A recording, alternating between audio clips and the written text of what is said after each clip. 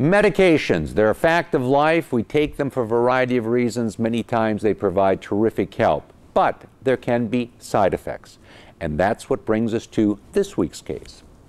Involves a situation in Massachusetts. And there was a man, he was an elderly man, he was taking a variety of drugs. The drugs unfortunately had some side effects which inhibited his ability to drive.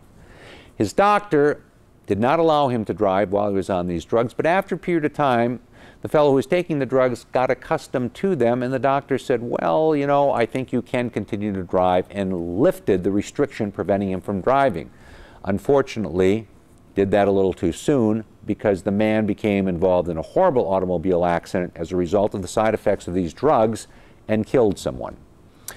The family of the man who was killed brought claim not only against the man who was responsible for the injuries, but also brought claim against his doctor.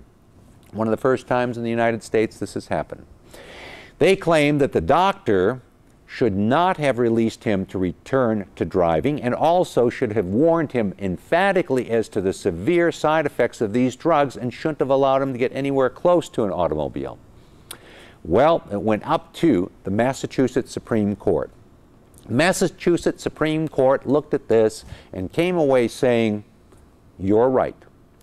If a doctor is aware that the side effects of a given drug can produce real problems, potential harm to other people other than just the person who's taking the drugs, the doctor has an obligation to give that patient a stern warning as to what the problems may be, and certainly should not take any efforts that would put that person who's taking the drugs into a situation where he or she can cause harm.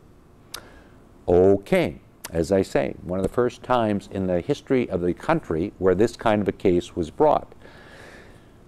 We bring you these cases, of course, every week so you understand how the law changes. Because it does, we want you to be aware of that so you can understand the law and make it work for you. I'm David Allen.